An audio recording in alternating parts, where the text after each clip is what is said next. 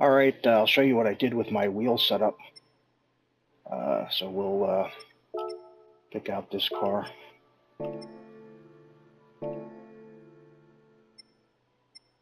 Go to the options, go up here to controllers, and then for the G29, I changed the D-pad so it's show hide ghost is up, left view is left, right view is right, rear view is down. And then for the multi-function display, I'm using L2 and L3 to cycle through the different displays. And on some of the displays, you can actually make an adjustment. So I'm using the plus minus buttons for up and down to make adjustments. And let's see what I changed here. The triangle, I made that rear view also, so you can press, look back with either button. Show hide ghost is the circle. Change the view, that's the default. Flashing the lights is X. Toggle high beam. I didn't assign a function to R3. The E-brake is the center, and they don't allow you to use the jog dial. So those are the different settings that I've set my G29 to. The D-pad I used for view. I forget what they were defaulted to, but I wanted to use those for the view. And then the multifunction display, I kind of made that more intuitive, I think.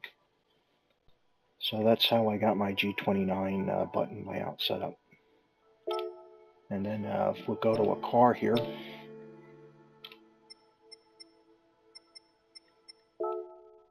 we go to arcade. I still only have Brands Hatch. I'll just load it up here.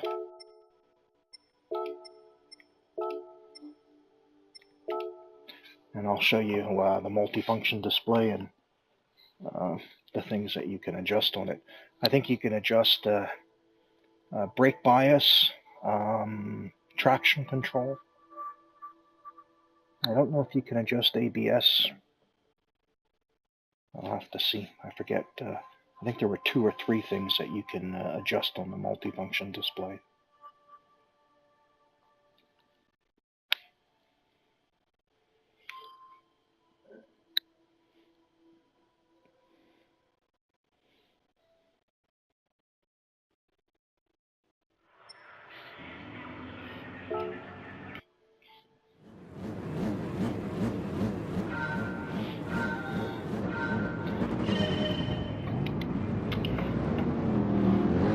Let me just pull over the side of the track here. And the center is the MFD, or the multifunction display. So if I press L1, you can cycle through the different settings, and L3, I'm sorry, that was L2. L3 goes backwards. So the course map,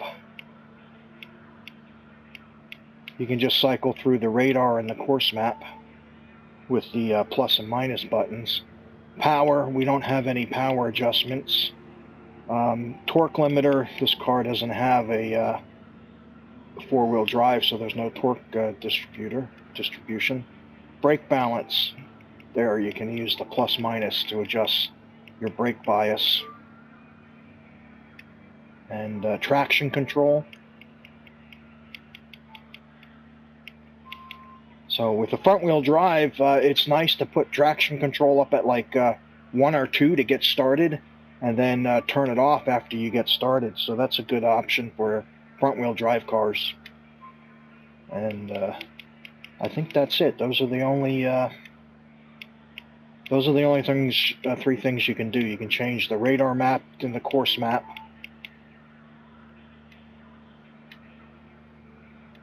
You can adjust brake bias and traction control.